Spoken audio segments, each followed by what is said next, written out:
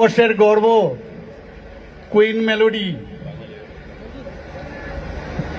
শ্রেয়া ঘোষাল আজকে আগরতলায় আছে, ত্রিপুরাতে আছে। আপনার কাছে মনে হয় একটা স্বপ্নের মনে হচ্ছে, আজকে স্বপ্ন দেখছি আমরা। যখন আমরা খবর পেয়েছি ডিপার্টমেন্ট অফ ট্যুরিজম থেকে আমাদের মাননীয় মন্ত্রী শ্রী সুশান্ত চৌধুরী যখন আমাকে এই খবরটা জানালো, সারা ত্রিপুরাতে এই খবরটা যখন ছড়িয়ে গেল, মানে শ্রেয়া ঘোষালের ঝড়ে সমস্ত মানুষ ভুগছিল এতদিন ধরে। মনে হচ্ছিল শ্রেয়া ঘোষালের ফিভার হয়ে গেছে সারা ত্রিপুরাতে, পত্রপত্রিকায়ও এসেছিল।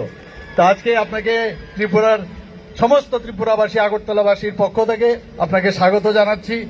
আমাদের কাছে একটা স্বপ্ন যে আপনি এখানে ত্রিপুরাতে এসেছেন। আপনি বলছিলেন যে আমি কেন আগে আসিনি এখানে, এটা আমাদের কাছেও সারপ্রাইজ, কেন আপনি আসেননি।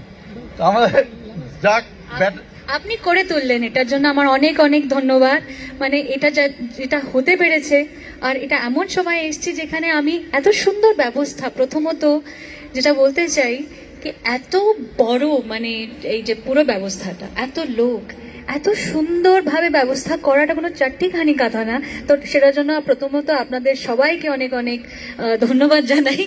আর এত ভালোভাবে সবার একটা ভালোবাসা, আশীর্বাদ পাওয়ার জন্য আপনারা দায়ী।